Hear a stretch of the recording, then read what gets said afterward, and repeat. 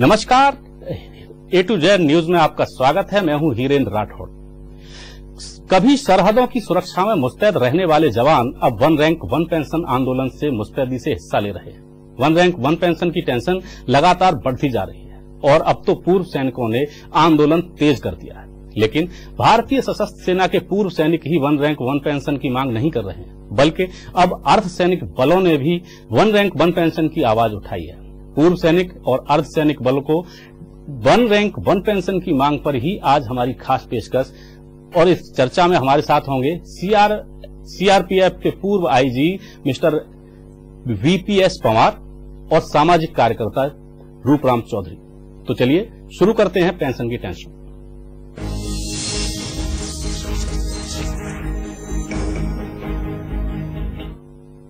सीमा रेखा पर कभी मुल्क की हिफाजत करने वाले आज अपने हक की लड़ाई लड़ रहे हैं। जंतर मंतर पर लगभग 2 महीने से पूर्व सैनिक वन रैंक वन पेंशन को लेकर धरना कर रहे हैं, कुछ तो भूख हड़ताल पर भी, और सैनिकों ने अपना आंदोलन तेज कर दिया है। लेकिन अभी यह तय नहीं हो पा रहा है कि सरकार पेंशन की टेंशन को कब दूर करे।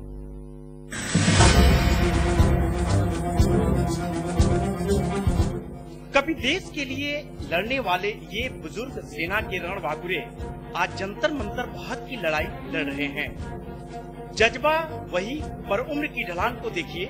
जिन हाथों में बंदूकें होती थीं, आज वे हाथ सरकार से अपना हक मांगते नजर आ रहे हैं, और हक भी ऐसा जिससे बुढ़ापा कट जाए। लेकिन सरकार है कि सुनती ही नहीं।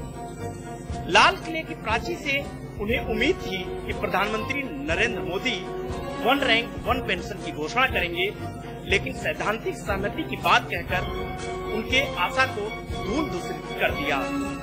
मेरे सेना के जवानों, सिद्धांततः वन रैंक वन पेंशन हमने स्वीकार किया हुआ है, लेकिन इसके संगठनों से बातचीत का दौर चल रहा है। हम चाहते हैं, अंतिम दौर में ये दाव तब पहुंची है, संपूर्ण राष्ट्र के विकास को ध्यान में रखते हुए हर किसी को न्याय मिले, इस बात को ध्यान में रखते हुए 20-20, 25-25 साल से लटकी हुई समस्या का हमने रास्ता खोज रहा है। मुझे विश्वास है कि जिस विश्वास के साथ वार्ता चल रही है, मैं सुखद परिणाम की आशा करता हूं। अनशन पर बैठे सेना के ये जवान अब आर पार की लड़ाई के मूड में हैं। सरकार में हलचल है और उनके आंदोलन को मिल रहा है जन समर्थन, तभी तो इनके हौसले बुलंद हैं। सरकार में भी बैठकों का दौर चल रहा है। इनके कई साथियों की तबीयत बिगड़ गई है, लेकिन जज्बा वही पुराना है। अभी तक कोई गवर्नमेंट से कम्युनिकेशन नहीं आया है जिसके साथ हम कह सकें किसी नतीजे में पहुंची है टॉक। अभी किसी इनकंक्लूसिव है, कोई संदेशा नहीं आया गवर्नमेंट से कि हमारी डिमांड की उन्होंने मान ली है। ये आपको बता चुके हैं जनरल सतबीर साहब, जो कि हमारी सैंक्शनड ओआरओपी की डेफिनेशन है, उसके मुताबिक ही हमारे को सैंक्शन होनी चाहिए ओआरओपी। उसमें कोई तब्दीली नहीं आनी चाहिए, और शायद उसमें कोई तब्दीली करने की कोशिश कर रहे हैं, वो हमको एक्सेप्टेबल नहीं है। वन रैंक वन पेंशन लागू करने में सरकार पर 83,000 करोड़ रुपए के सालाना बजट खर्च आएगा, और इसके अलावा और भी कई उलझने हैं जिस पर सरकार को देखना पड़ेगा। मैं मेजर प्यारचंद राणा हूं। मैं ये मांग रहा हूं कि तमाम भूतपूर्व सैनिकों की वन रैंक वन पेंशन कर दी जाए, और सरकार इसको जितनी देरी से लागू करेगी, सरकार या देश के लिए उतना ज्यादा बड़ा खतरा उभर कर सामने आ रहा है। ये हमें दिखाई दे रहा है। देखिए, रिस्पॉन्स एक दिन सरकार को देना पड़ेगा, क्योंकि ये पूर्व सैनिकों की जायज मांग है, इसमें कोई नाजायज नहीं है। देर सवेर सरकार को हर हालत में ये मांग देनी पड़ेगी, वरना ये आंदोलन जो पूरे देश में फैलेगा। देश की आंतरिक सुरक्षा और देश की सुरक्षा को अगर अच्छी तरह से बचाना है तो मांग पूरी करनी पड़ेगी। ये मांग नहीं, हमारा अधिकार है। आपको पता है कि फौज के अंदर 70% जो प्रेजेंट है वो इन्हीं के तो बच्चे हैं। हम भूख हड़ताल पर बैठे तो हमारे बच्चों पर क्या असर होगा, आप खुद अंदाजा लगा लें। देश में पैरामिलिट्री फोर्सेस की जो संख्या है वो सेना के बराबर है। अब देखना होगा कि अगर वन रैंक वन पेंशन पे सेना अपनी मांग मंगवाने में काबिज होती है तो पैरामिलिट्री फोर्स भी कहीं न कहीं इस मांग को भी दोहरा सकती है। मुन्ना राय, A to Z news, Delhi. Pawar साहब, जिस तरीके से सेना की तरफ से ये मांग उठाई जा रही है वन रैंक वन पेंशन की, उसी तरीके से कहीं न कहीं पैरामिलिट्री फोर्सेस के जो अधिकार हैं कहीं न कहीं कटौती नहीं की गई है क्या? कि एक तरफ सेना के जवानों को पेंशन और दूसरी तरफ जो अर्धसैनिक बल हैं उनके जवानों को, उनके अधिकारियों को ये अभी तक सुविधा मुहैया नहीं है, क्या कहेंगे? देखिए, मैं सेना के बारे में कोई कमेंट नहीं करना चाहूंगा। वो बहुत सालों से अपनी मांग पर लगे हुए हैं, वो जानते हैं उनकी मांग ठीक है या गलत है, और वो भारत सरकार के सामने ये मुद्दा है। जी, मैं एक बात कहना चाहता हूं कि अगर उनकी मांग ठीक थी, ये मैं जरूर कहना चाहूंगा, तो उनकी मांग मान लेनी चाहिए थी, और अगर ठीक नहीं थी तो भारत सरकार को इस देश के सामने देश की जनता को बताना चाहिए था कि हम उनकी मांग को क्यों नहीं मांग पा रहे हैं। जी, ये तो मेरा उस बारे में एक जनरल रिमार्क है। अब बात है पैरामिलिट्री फोर्सेस की।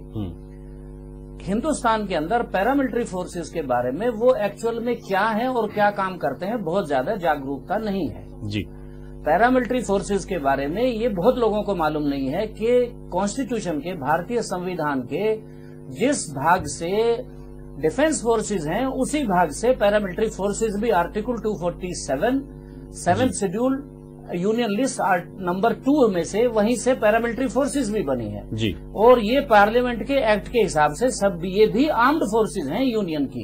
इनको पुलिस के साथ मिलाना ये एक गलत धारणा है। जी, इनकी संवैधानिक स्थिति को देखते हुए भी और इनके काम को देखते हुए भी ये पुलिस नहीं है, ये सब की सब अर्धसैनिक बल हैं जो उसी तरह का काम करते हैं, बल्कि मैं ये कहूंगा बहुत जगह पर तो उनसे आगे जाके काम करते हैं। जी, जैसे मैं आपको बताऊंगा, बॉर्डर पर हमारा बॉर्डर करीब 12,000 किलोमीटर के करीब है और 7,000 बॉर्डर पर BSF, ITBP, SSB वगैरह हैं जो सब जगह पर आर्मी से आगे डिप्लॉयड हैं। जी, तो अगर कोई भी फायरिंग, कोई गोली चलती है तो सबसे पहले गोली यही लोग लेते हैं, पहली गोली इनको लगती है। जी, ये तो बात रही सुरक्षा के दूसरे हिस्से की, जो बाह्य सुरक्षा की बात है।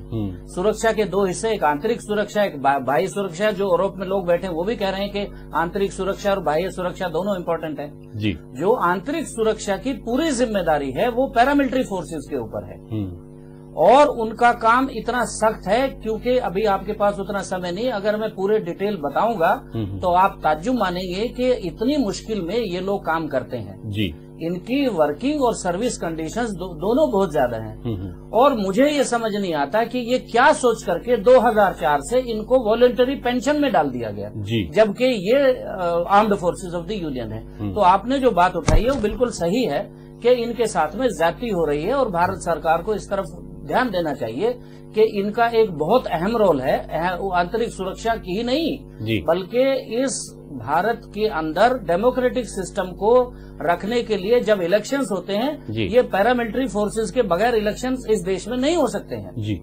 वो इस देश में जब भी इलेक्शन होते हैं पैरामिलिट्री की मदद से ही हो सकते हैं, क्योंकि इनकी संख्या 10 लाख के करीब है। इन्हीं को डिप्लॉय करना पड़ता है, और इनके बारे में इनकी पारदर्शिता और इनका बिल्कुल निष्पक्ष रहना वो सबके सामने जाहिर है। ये कभी भी किसी को फेवर नहीं करते। तो ये आपने ठीक मुद्दा उठाया है, उनको मिलना चाहिए, हर हालत में मिलना चाहिए। जी जी, रूपराम चौधरी जी हमारे साथ हैं, समाज सेवक हैं। चौधरी साहब, जिस तरीके की फिलहाल सेना की मांग है और दूसरी तरफ कहीं न कहीं ये मुद्दा जो अर्धसैनिक बल हैं उनकी तरफ से भी उठाया जा रहा है, जो रिटायर्ड पर्सन्स हैं उनकी तरफ से उठाया जा रहा है कि उन्हें इस जो अधिकार है उनका उससे वंचित रखा गया है। आखिर सरकार की क्या मजबूरियां हैं कि जो एक ही काम करने वालों के लिए दो तरीके के नियम बनाए गए, क्या कहेंगे? इसमें मेरा कहना यह है, जैसा अभी मेरे साथी बता रहे थे कि पैरामिलिट्री फोर्सेस का भी वही काम है, मिलिट्री का भी वही काम है। अब मैं तो जो आप पूछ रहे हैं सरकार की क्या समस्याएं हैं, सरकार इस बारे में तो सरकार जाने, लेकिन सरकार को जो कमिटमेंट करते हैं उनको टाइमली अगर उसको शॉर्ट आउट कर दें तो ये समस्या ही ना है। लोग जंतर मंतर पे बैठे हैं, किस लिए बैठे हैं वो कि पहले उनको वादा किया गया, अब उनको डिले किया जा रहा है, अमल अनशन कर रहा है। मेरा कहना तो ये है कि जब उनको शुरू कर रहे हैं तो जो सेम कार्य करते हैं उनको भी वो 1 रैंक 1 पेंशन मान रहे हैं, या काम के अनुसार उनको भी मिलना चाहिए, पैरामिलिट्री फोर्सेस को भी मिलना चाहिए, मेरा कहना है। जी, वीपीएस पंवार साहब, जिस तरीके से आप तो इतना लंबा अनुभव रहा है आपका कि अपनी इतनी लंबी सेवाएं दी हैं आपने, ये जिस तरीके का 2004 में डिसीजन लिया गया और जो अर्धसैनिक बल हैं हमारे, उनको एक अधिकार से वंचित कर दिया गया। इससे पहले तक उन्हें पेंशन दी जाती थी, उस 2004 के बाद पेंशन ही उनकी बंद कर दी गई। तो कहीं न कहीं जाहिर सी बात है कि सरकार को दो चीजों के लाभ देखा होगा। एक तरफ ये कि आर्थिक जो भार पड़ रहा होगा उसको बचाना होगा कहीं न कहीं, या फिर कि ये माना जाए कि जो पैरामिलिट्री फोर्सेस का एक तरीके से काम करने का तरीका है, या कह रहे हैं कि जरूरत उसकी कम थी। नहीं, ये बात नहीं है। ये तो बात माननी पड़ेगी कि सरकार जब भी कोई निर्णय लेगी आर्थिक स्थिति को देख करके ही लेगी, और आर्थिक स्थिति को देखते हुए लेना चाहिए जी। तो ठीक बात है। और उस बात को कि आर्थिक स्थिति कितनी ठीक है कितनी गलत है वो सरकार ज्यादा जानती, मैं और आप शायद इस बारे में ज्यादा कमेंट नहीं कर सकते जी। लेकिन मैं आपको एक और दूसरी बात बताऊंगा कि पैरामिलिट्री फोर्सेस को पेंशन बंद कर देना हमें समझ नहीं आया जी। पेंशन किस लिए बंद किया, हमसे तो किसी ने बात की नहीं इस बारे में। और दुर्भाग्य से जो हमारी लीडरशिप है वो भी हमारी अपनी नहीं है। हमारी सब लीडरशिप बाहर से आईपीएस वाले लोग आते हैं, वो लीडर्स हैं। तो हमारी बात को उस टाइम पे ठीक से उठाना चाहिए था कि साहब इन लोगों का काम दूसरी तरह का है, इसलिए इनको इससे वंचित नहीं रखना चाहिए। इनके मनोबल पर फर्क पड़ेगा, इससे इनकी एफिशिएंसी पर फर्क पड़ेगा और ये देश के लिए खतरनाक साबित हो सकता है। जी जी बिल्कुल। और फिलहाल वक्त है एक ब्रेक का। ब्रेक के बाद भी पेंशन की टेंशन पर चर्चा जारी रहेगी। आप बने रहिए A to Z न्यूज के साथ।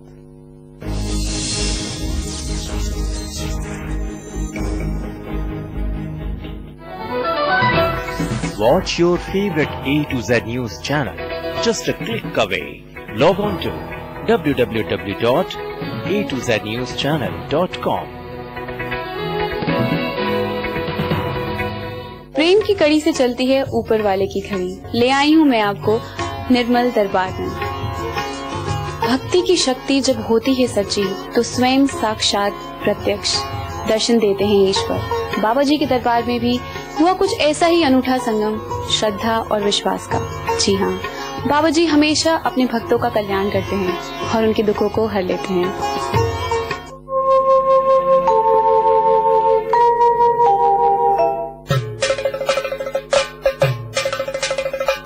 घर में पधारो गजानन जी, मेरे घर में पधारो।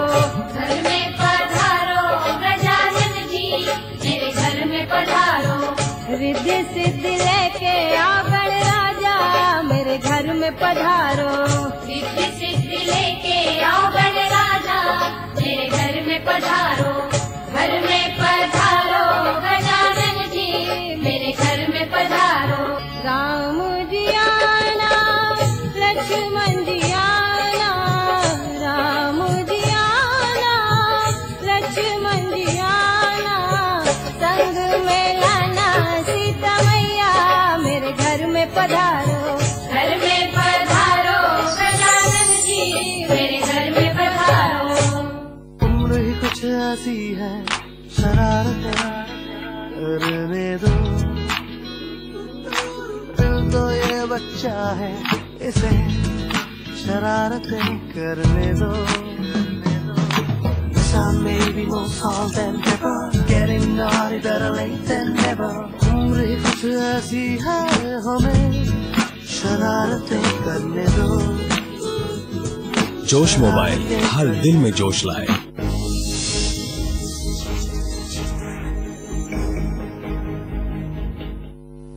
ब्रेक के बाद आपका फिर से एक बार स्वागत है। सेना के 1 रैंक 1 पेंशन की मांग के बाद अब अर्धसैनिक बलों में भी सुगबुगाहट शुरू हो गई है। अर्धसैनिक बल भी 1 रैंक 1 पेंशन की आवाज उठाने की तैयारी में है।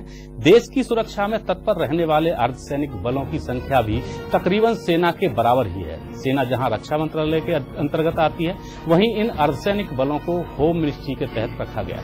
पूर्व सैनिकों को पेंशन का अधिकार है, तो वहीं अर्धसैनिक बलों को 2004 में ही इस अधिकार से वंचित कर दिया गया था। इतना ही नहीं, देश में जब आपदा की स्थिति बनने पर ये अर्धसैनिक बल अपनी जान की बाजी लगाते हैं। जम्मू से लेकर गुजरात के कच्छ और बांग्लादेश बॉर्डर तक सीमा की सुरक्षा का जिम्मा जहां बीएसएफ देखती है, वहीं आईटीबीपी चीन से सटी सीमा की रक्षा का दायित्व संभाले हुए।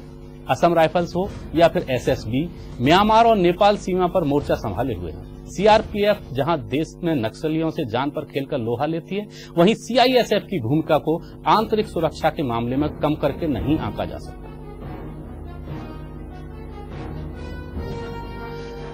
पवार साहब, जिस तरीके से अभी हमने बताया कि इतने सारे आंकड़े हैं, दोनों चाहे अर्धसैनिक बल हो या फिर सेना हो, लगभग बराबर की संख्या है। कहीं अच्छा, दूसरी तरफ ये है कि जो पूर्व सैनिक हैं वो अपने लिए 1 रैंक 1 पेंशन की मांग कर रहे हैं। कहीं ना कहीं आर्थिक मामला था, इस वजह से उलझा हुआ था। अब एक तरीके से जो पूर्व सैनिक हैं उन्हें 1 रैंक 1 पेंशन का अधिकार मिलने का लगभग मसौदा तैयार कर लिया गया है, ऐसा सूत्र बताते हैं। इसके बाद जो अर्धसैनिक बलों के लोग हैं, आप संगठन के चेयरमैन भी हैं जो अर्धसैनिक बलों के लोग हैं, तो क्या आपकी तैयारी है और आप क्या करने जा रहे हैं आगे? देखिए, मैं आपको ये बताऊं कि हमारे ऊपर पहले भी आर्मी के कुछ जनरल्स ने ऐसा आक्षेप लगाया कि साहब उनका 1 रैंक 1 पेंशन इसलिए डिले हो गया कि पैरामिलिट्री फोर्सेज ने बीच में अड़चन डाली कुछ। जी, मैंने ये पहले एक एनडीटीवी पर जनरल बख्शी के साथ में क्लियर किया था कि हम इतने बेवकूफ नहीं है कि हम किसी की अड़चन डालेंगे। और आज तक हमने किसी भी जो डिफेंस फोर्सेज की मांग है उसमें हमने किसी में भी कभी कोई कमेंट नहीं किया है जी। और हम हमेशा, एक बात मैं और बता दूं, अर्धसैनिक बल बहुत डिसिप्लिन्ड ऑर्गेनाइजेशंस हैं। हम कभी भी अपने दायरे के बाहर जाकर कभी बात नहीं करते हैं जी। तो हमने कभी इस किस्म की कोई, अभी भी हम उनके बारे में कि उनको क्या मिलना चाहिए क्या नहीं मिलना चाहिए, वो अपनी मांग पर अड़े हुए हैं। उनकी मांग कितनी है, कैसी है, उस पर हम कोई कमेंट मैं नहीं करूंगा, क्योंकि वो जानते हैं उनकी मांग है और भारत सरकार जानती है। लेकिन मैं ये बताऊं कि मेरे ऊपर, चूंकि मैं चेयरमैन हूं नेशनल कोऑर्डिनेशन कमेटी का, मेरे ऊपर सभी पैरामिलिट्री फोर्सेज के रिटायर वाले और सर्विस वाले भी सब लोग ये कह रहे हैं कि साहब हमको अपनी मांग क्यों नहीं उठानी चाहिए, हमको भी उठानी चाहिए, और वो सारी सहूलियतें बनाने में लगे हुए हैं। तो अगर भारत सरकार ने इस तरफ ठीक ध्यान नहीं दिया तो ये स्थिति बहुत पेचीदा बन सकती है। जी। यानी कि माना जाए पवार साहब के आगे आने वाले दिनों में जो अर्धसैनिक बल हैं वो भी ये मांग उठाएंगे, क्योंकि जिस तरीके का इस समय माहौल है और जिस तरीके की परिस्थितियां हैं, कहीं ना कहीं काम एक जैसा है दोनों का, अर्धसैनिक बलों का भी और सैन्य बलों का भी, लेकिन उसके बावजूद अधिकार अलग अलग कर दिए गए हैं, तो कहीं ना कहीं रोष तो होगा ही। हाँ, बिल्कुल रोष है। मैं आपको और 2-3 चीजें बताना चाहूंगा कि देखिए, आजादी के बाद में हम जो हमारी जो सैनिक हैं उनको हम एक तरह से अलग क्यों मानते हैं जी। उसके 2-3 कारण है, वो हमें समझना चाहिए जी। नंबर 1 कि उनकी जान को 24 घंटे खतरा रहता है नौकरी में, जो सब नौकरियों में जान को खतरा नहीं है जी। दूसरी बात, वो बड़े डिफिकल्ट सर्कमस्टांसेस में काम करते हैं, वर्किंग और सर्विस कंडीशंस बहुत डिफिकल्ट होती है जी। और तीसरी बात, उनका फैमिली और सोशल आइसोलेशन दोनों बहुत ज्यादा होता है। लेकिन मेरा ये कहना है वो कंडीशन तो हमें भी तीनों लागू हैं जी, और उनसे ज्यादा लागू हैं। हमारे पास में कोई भी सिस्टम नहीं है जहां सेपरेटेड फैमिली अकोमोडेशन है, हमारे पास में सीएसडी फैसिलिटी नहीं है, और मैं वो सारी फैसिलिटी को यहाँ कहना नहीं चाहता हूँ, क्योंकि ऐसी बहुत सारी फैसिलिटी जो हमको नहीं दी गई है, लेकिन हमने उनके बारे में कभी ये नहीं कहा कि साहब ये फैसिलिटी नहीं तो हम काम नहीं करेंगे जी जी। अब रही बलिदान की बात, वो मैं ये बात बिल्कुल साफ करना चाहूंगा कि डिफेंस फोर्सेस को सर्वोपरि रखना चाहिए, चूंकि वो एक्सटर्नल एनिमी से लड़ते हैं, वो देश के दुश्मनों से लड़ते हैं, उनको सर्वोपरि रखना चाहिए जी। और अगर बेनिफिट भी हो तो अगर उन्हें हमसे ज्यादा मिलता है इस तरह के बेनिफिट में कुछ मैं उनके साथ पैरिटी नहीं क्लेम करूंगा, वो ऊपर रहने चाहिए और वो एक अंतर्राष्ट्रीय मामले पर अब हिंदुस्तान को रिप्रेजेंट करते हैं, वो तो मैं मानता हूँ। लेकिन इतना भी फर्क नहीं होना चाहिए कि एक ऑर्गेनाइजेशन का या सभी पैरामिलिट्री फोर्सेस का मनोबल ही गिर जाए कि हमें कोई पूछता ही नहीं है। अभी देखिए, जैसे आजादी के बाद जो मेरे पास फिगर्स हैं, चूंकि ये मैं डाटा रखता हूँ, 22,500 सैनिकों ने देश के लिए अपनी जान गंवाई है जी। पैरामिलिट्री फोर्सेज ने 31,789 लोगों ने अपनी जान गंवाई है देश के लिए। अच्छा जी जी। पिछले 10 साल का अगर मैं आंकड़ा दूं, हमारे 32 ऑफिसर्स मरे हैं जी। जिनको बहुत ज्यादा टीवी भी मुझे आप लोगों से भी थोड़ी शिकायत है कि टीवी वाले भी हम लोगों को बहुत ज्यादा प्रोजेक्ट नहीं करते। जब ऐसा मामला आता है, सैनिकों की बात आती तो बहुत ऑब्सेस रहते हैं। तो मैं उतना रेजिस्टेंस आपके सामने खुले दिल से पेश कर सकता हूँ। जी जी। 32 ऑफिसर्स मरे हैं और करीब 1000 जवानों ने जो अदर रैंक से उन्होंने अपनी जान दी है। 7,500 के करीब लोग जो हैं वो सीरियसली इंजर्ड हैं और वो इतने इंजर्ड हैं कि अगली लाइफ के फ्यूचर लाइफ के लिए वो बेकार ना कर रहे हैं। जी जी। तकरीबन 6,500 आदमी डिफिकल्ट वर्किंग कंडीशन की वजह से सुसाइड वगैरह है या बीमार हो गए हैं, ऐसी सिचुएशन है। आज मैं आपको बताऊं, छत्तीसगढ़ के अंदर ये हालत है, जो मैं कमांडेंट से बात करता हूं कि सर एक और बड़ी विकट समस्या ये आ रही है कि जो आदमी छुट्टी जाते हैं 20 से 25% वापस आते ही नहीं है। वो बोलते हैं साहब जो करना कर लीजिए, हमें नहीं आना है। वहाँ क्यों मरेंगे जाकर के हमें, जब कुछ है ही नहीं हमारे लिए। जी।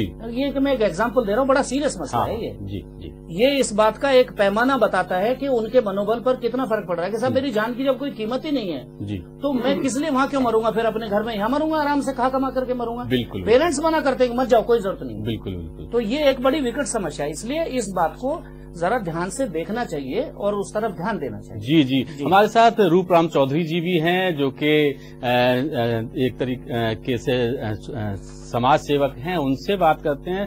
रूपराम जी, आप इस पूरी चीज को किस तरीके से देखते हैं, या ऐसे जो माहौल फिलहाल बन रहा है कि आप पहले तो मैं ये जानना चाहूंगा, जो बीपीएस पवार साहब हैं, इनकी मांग से कितने सहमत हैं? मैं पवार साहब से 101% सहमत हूँ जी। और आपके चैनल के माध्यम से सरकार से निवेदन भी करूंगा कि बजाय के पवार साहब की यूनियन सामने आके और कल को जंतर मंतर पे बैठे, उससे पहले इस बात को सोच रहे हैं जो अपने मिलिट्री वालों के लिए देने जा रहे हैं जी। उसके जैसा कि उन्होंने ऑफर दे दिया कि भाई हमें उनसे नीचे रख लो बेशक, लेकिन हमें इग्नोर ना करें। और वो जो पहले आपने मुझे बताया कि 2004 से इनको पेंशन ही बंद कर दिया जी, तो बिल्कुल अन्याय है। जैसा पवार साहब बता रहे हैं, मैंने मिलिट्री में भी देखा है कि जो पहले भाग के लाइन में लगते थे लड़के मिलिट्री में जाने के लिए, आज वो इच्छुक नहीं है वहाँ, क्योंकि वहाँ सारी सुविधाएं नहीं है, पेंशन का डिफरेंस है।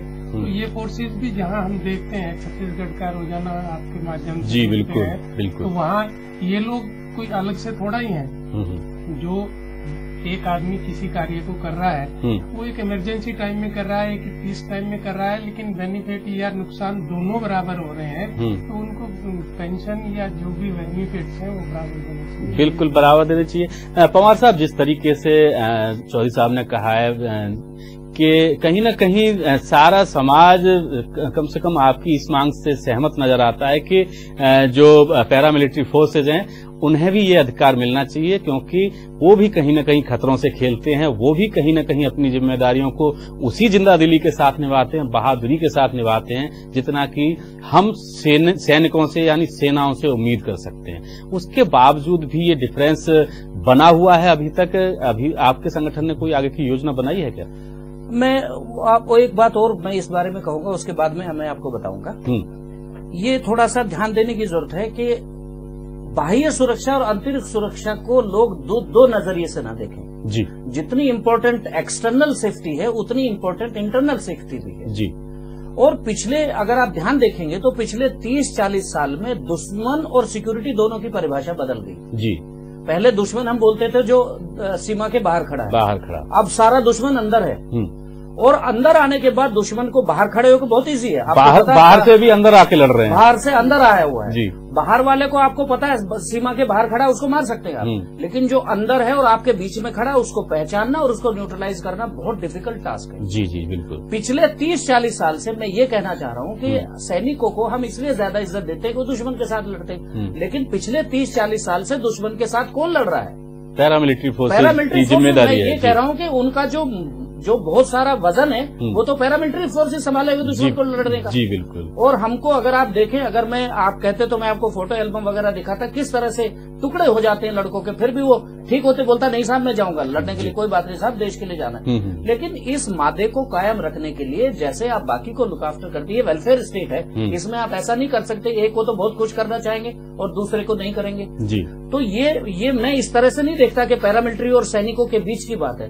मैं इसको देश के हिसाब से देखता हूँ कि देश के लिए हमें जरूरी है कि सबको जो काम कर रहा है उसके हिसाब से उसको मिलना चाहिए, ट्रांसपेरेंसी होनी चाहिए। जी जी, मेरा सवाल ये भी था कि आपकी जो ऑर्गेनाइजेशन है वो आगे क्या योजना लेकर के चल रही है? जैसे मैंने आपको ये बताया, हम लोग भी रेजिस्ट करेंगे हम अपनी बात को, लेकिन हम इस तरह से मेरा ऐसा मानना है कि अगर आप बहुत मजबूत हैं तो आप किसी को बाजू मोड़ के ना मांगे जी, वो मैं उसमें यकीन नहीं रखता हूँ। मेरा ये कहना है कि हम तरीके से रिप्रेजेंटेशन देंगे जो हम दे रहे हैं। ऑलरेडी भी मैंने बताया, मैं प्राइम मिनिस्टर साहब से मिला हूँ, मैंने रिप्रेजेंटेशन दिया है, पार्लियामेंट्री स्टैंडिंग कमेटी को दिया है, मैंने होम मिनिस्टर साहब को दिया है।